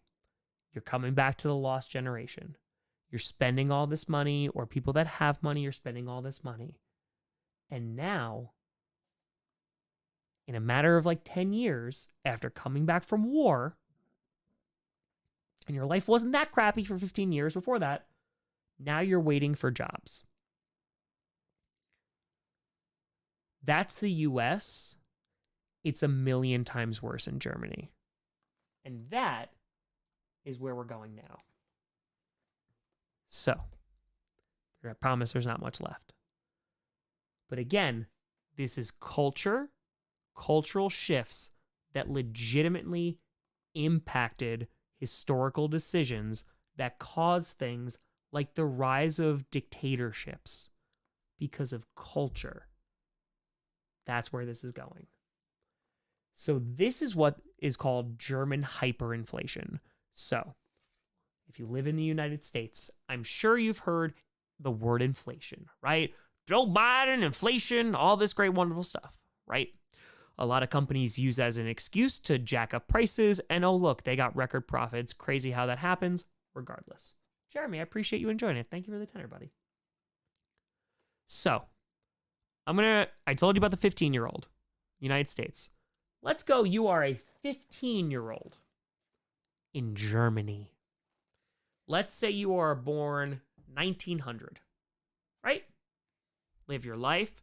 By the way, from 1900 to the start of World War I, if you live in Germany, Kate Witter, prohibition. Oh, that YOLO life, rich people still got it, absolutely. But it was an attempt of traditionalists to try and stop like what was happening, and like people thought they were turning away from God and all that great stuff. So, imagine you're a 15-year-old in Germany. You're born in 1900, 15 years old. You go off to war. You see all your friends die, all that great stuff, right? Maybe you come back in one piece. You come back. You are blamed for the war entirely. Now, I want to make something very, very, very clear. You're Germany, pre-World War I. All nationalism, all the Kaiser, you are literally the best. Shadow, between two wars. Yes, you're the best. You cannot lose. We are the greatest empire under the sun. Germany, Germany, Germany, Germany. Right? So, you're walking off to war. Women are throwing flowers. I'm going to go fight for my country. 100%, Brad. Thank you for the fiver. 100%. I'm going to go fight for my country. You go, and it's trench warfare. And I mentioned this before. Trench warfare happens because a whole bunch of people, looking at you, Western Europeans, who did a bunch of imperialism in Africa and India and China, they brought machine guns, and the people they were fighting against did not have machine guns. So, they won very easily. World War I, some of the worst days are the first week of World War I, because you have two sides who have machine guns look at each other and start shooting machine guns at each other. So guess what? They die. And they go, let's dig a hole so we don't die. Trench warfare. And it sucks. And it is terrible. Though at a fiver, extreme advancement in technology played a role. Absolutely. 100%. Gene at fiver, mistakes at Versailles, backed Germans into a corner, cheated the Italians out of land, and basically ignored the Japanese. Oh, yes. Oh, yes. So, again, you're that 15-year-old. Go to war. Life is great before that, and you're the greatest ever. You go to war. You come back. You somehow lost the war. You kind of surrendered, but you kind of didn't surrender. Now, you're about to get hit with hyperinflation because they take the Kaiser out. Technically, he leaves. But the Kaiser leaves, and they establish the Weimar Republic, which is a joke of a government. They are so bad, they have no control over anything. And a lot of people, again, you're the best. You're a Chiefs fan. You go 0-17. How the hell did I go 0-17? Everybody's been saying I'm the best all offseason. Germany, I'm the greatest ever. Well, then how the hell we lose World War I? I need to blame somebody. A lot of people looked at the government, and there were some extremist groups that looked, hey, what about Judaism? What about the communists? Because things are going to get real crazy real quick. So, hyperinflation happens. So in 1924, and I'm going to break this all down for you, there are 1.2 sextillion marks in circulation. Marks are the currency of Germany at this point, like dollars to the United States. Joshua Fire, trench warfare, evolution, how we fought during the Revolutionary War. We don't line up and duel each other to the death. Yup. Because we also didn't need to face machine guns on both sides. So we went down. Joshua, we rocking, buddy. We rocking. So, right now, if I would say how many dollars are in circulation? Okay. So, I'm going to show you this real quick. In July of 1924, 1.2 sextillion marks are in circulation. Today, in the world, there are about 2.26 trillion US dollars in circulation. Trillion to sextillion. Do we see the problem? Because what happens when there are that many marks or currency in circulation? What's the problem in Germany in 1924? What's the issue? Why is it so bad? Why is it a problem that number is so big? It's worthless. Because $1 million is not worth $1 million like it was 20 years ago, right? Now, this is bad.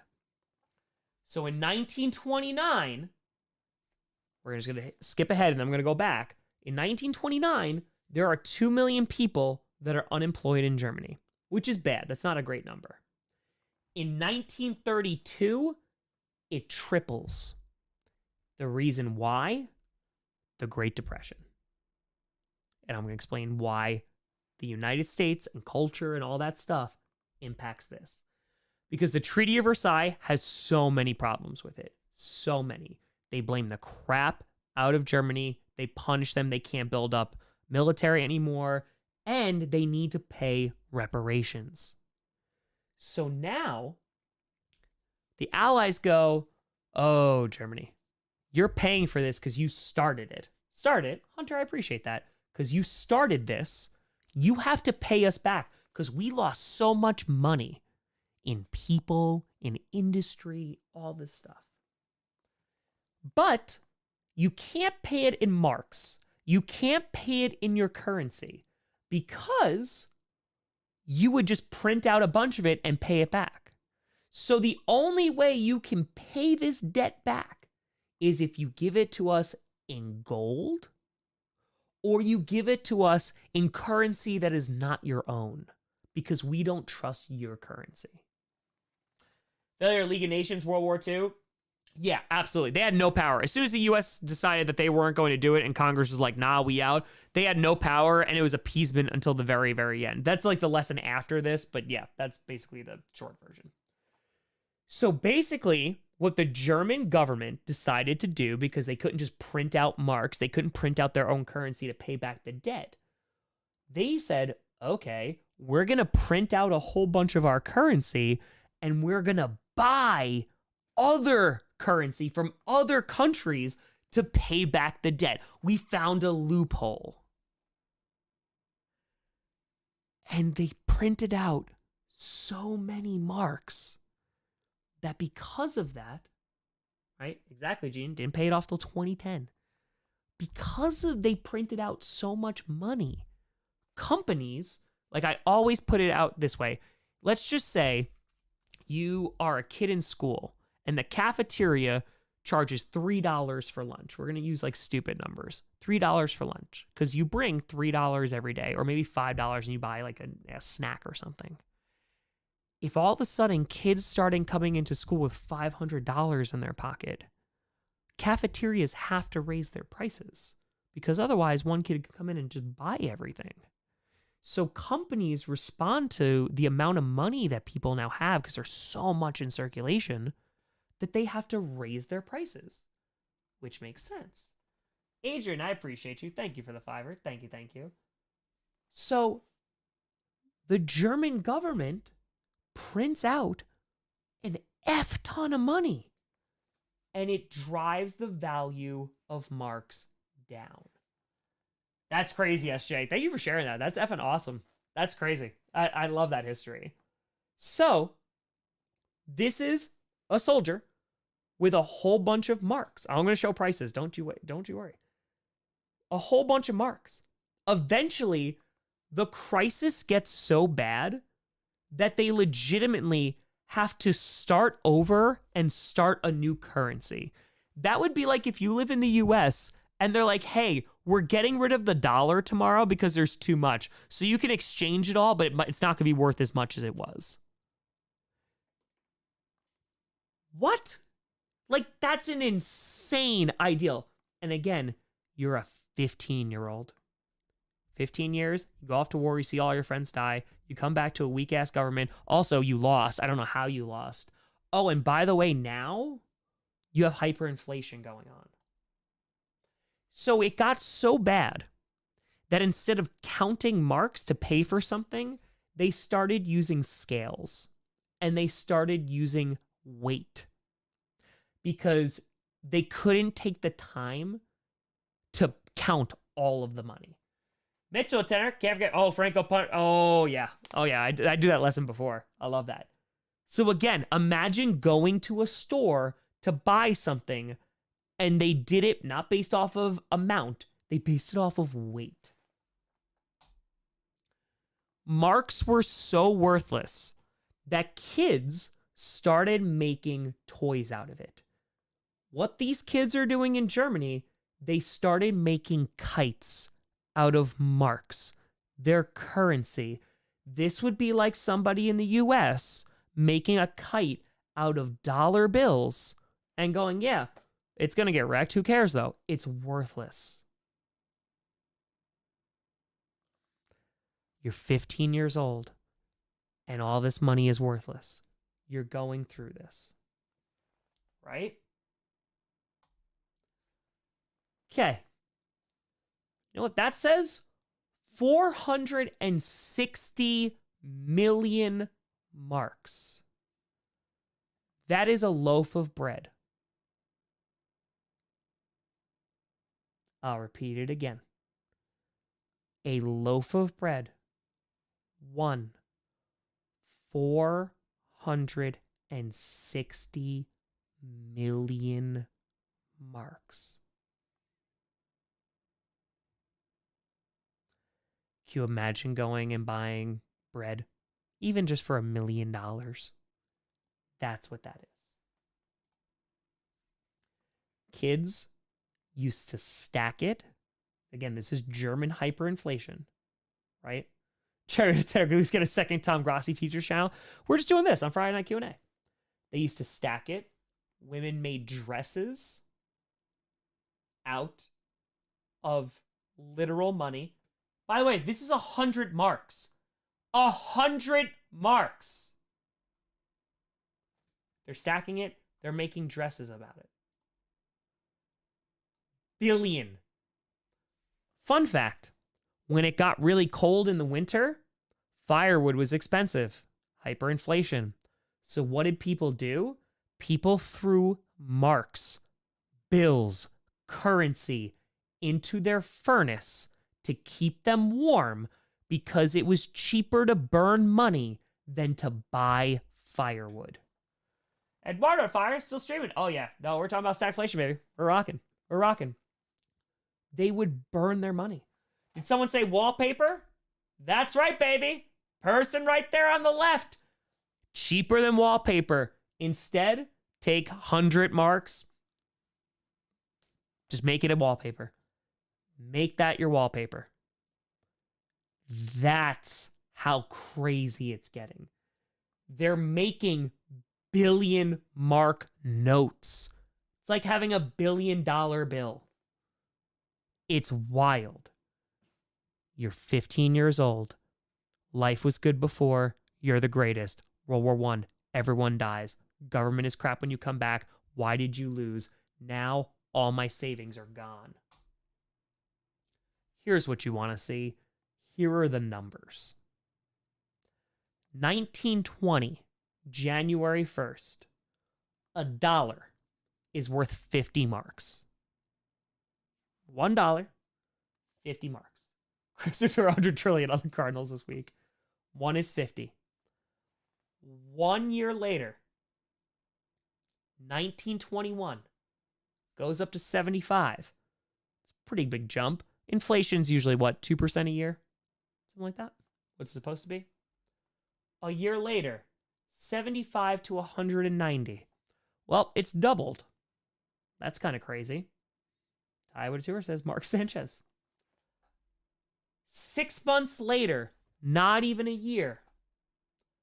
Well, now it's gone up almost double again. More than double, excuse me, to 400 marks. Now, from July of 1922 to January 1st of 23, marks depreciate from 400 to 9,000. Starchild, you're welcome. 9,000 in less than a year. Gee, would a fire destruction, does it reduce the amount in circulation? No, because they're printing it out that quickly. Businesses are just having to pay their employees insane amounts of money, but it doesn't mean anything. Then, 5 months later, 1923, 9,000. Jason, appreciate you. Sam Tour, Venezuelan, you see ideas with this. This is like super hyperinflation, but yeah. 9,000. 5 months later, 100,000 marks. You go from, let's just say it's dollars. You go from 9,000 now that you need to have 100,000 to make back what you were doing. 3 months later, 10 million. Do you see how crazy this gets? A month later, that much. Oh, Christina, we're rocking. Thank you for the tour. 1923. These are now like 15 days, a month in between. 4.2 trillion. It's insane. Brian Whittenner, I'd say it's pretty good. Well done. Reese Scott should be treated not as bad as previous thought. But again, if you take the cultural ideal and go, that's why, it makes more sense. So again, sorry to show these zeros. Yes, that's what we're working with. January 1st of 1923, 9,000. It ends with that before the end of the year. If you go into Germany in 1923 with a $20 bill, like you are legitimately, again, we're talking about bread costing millions upon millions of marks. That's what we're at. So, you're 15 years old in Germany. You just lived through all that. However, and this is something that's very, very important. I need you to understand this part. During hyperinflation, a lot of people in Germany, the majority of people, do not lose their jobs. They do not. Because what happens is the government keeps printing out more and more money. So like the salaries of the employees get to insane amounts, but they're able to keep their jobs because again, they're just printing out money.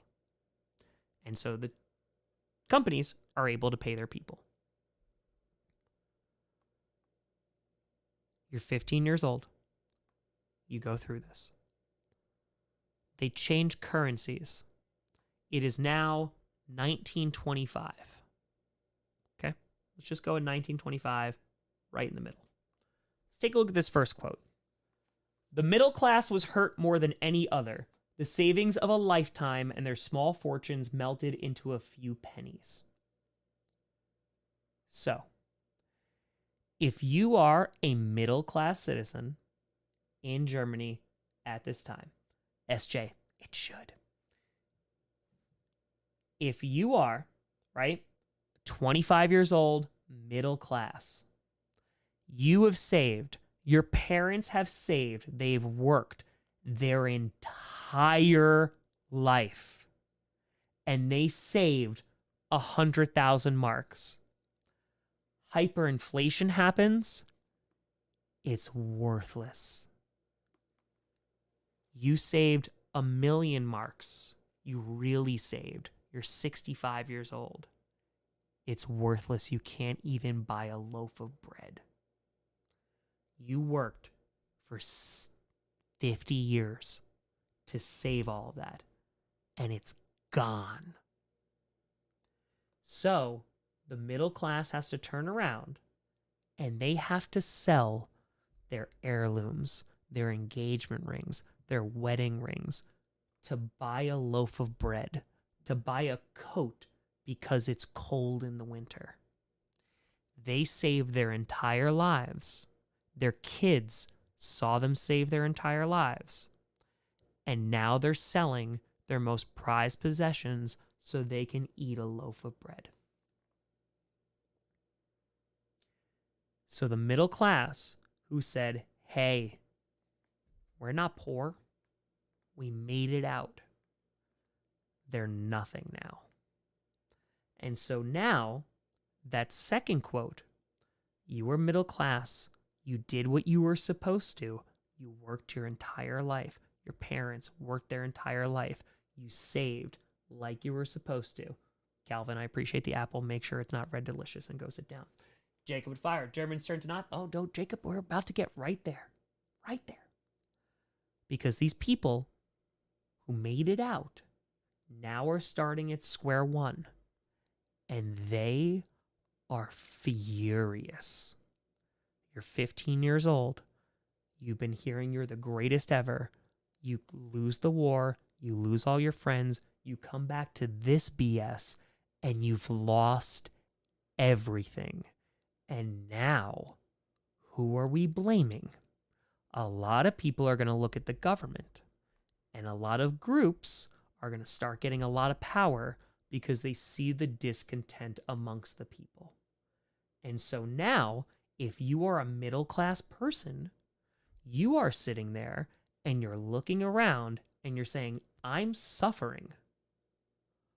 Why aren't these people, or who did this to me? So they look at foreign investors like the United States who pulled out money. Hate them now. Hate a lot of foreigners. Oh, anti-Semitism. Way up. Anti-Semitism been around for a long, long time. I do a whole lesson on anti-Semitism back from the Roman Empire all the way up to today. They start looking and going, hey, a Jewish business is still in business. They're not suffering. They must have done this. They start looking at communists. Oh, they already hate communists. They did this. By the way, there's a communist party that's going on in Germany as well. They're part of the Reichstag, which is part of the parliament. And so the middle class, that last line, they never forgot and they never forgave, and were the first to lend a willing ear to Hitler's preaching. J&B, I won't go that far, but there's similar themes. And so you're 15 years old. You go to war. All your friends die. You get back. You somehow lost. You are the villain. Hyperinflation. All your savings, your parents' savings are gone. And because nothing has value. Nothing. And now you go through the Great Depression. You're 30 years old. Now you go through the Great Depression. And remember how I said in hyperinflation, people were like moderately okay, besides the middle class, obviously, and the poor were already poor. So they were like, okay, this is my life. Well, now 6 million people don't have jobs. Goes from 2 to 6. So not only my money worthless, not only have I gone through all this, but now I don't even have a job. And I can't pay for anything.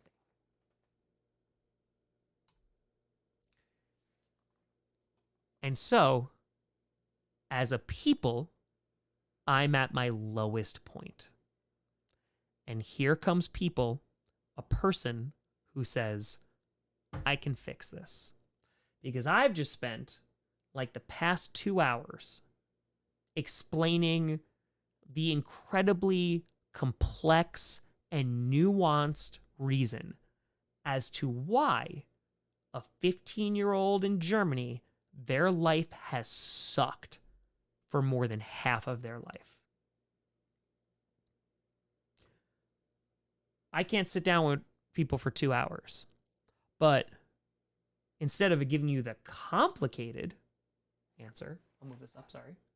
Instead of, no, not yet, you douche. Instead of giving you the complicated answer, I'm going to give you the simplistic one, because I don't have, hours and hours and hours and hours and hours to explain this. I'm going to come along and say, I can fix this. I can fix this. And so, this is not just Germany, but Italy, you see this as well. You have someone come along and say, I can fix this. And if your life has been garbage,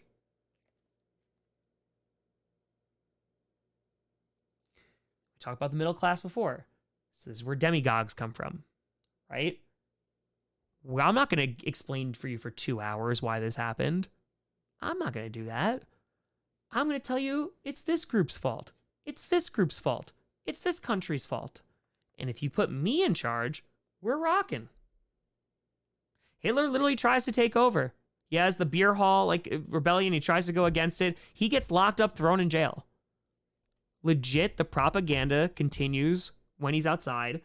And what happens is the Nazi party in Germany, they start getting power within the Reichstag, the parliament, and then they start holding up government. So let's just say something needs to get passed, and the Nazi party, like, let's just say they have like a little section within government, and they go, no, we're not going to vote. So then nothing gets passed. Well, then they go to the people and go, this government's so slow. You know what would make it faster? More of us were in charge. So then more get elected. Hitler never wins an election. He loses. But the chancellor is like the person who wins. The president's like, yeah, you know what? Let's appease people and make sure they're not upset. Let's give Hitler like a high position. And then eventually when the president dies, Hitler's in charge and he turns to the Reichstag, which is now mostly the Nazi party. And he goes, hey, can I be like dictator for life?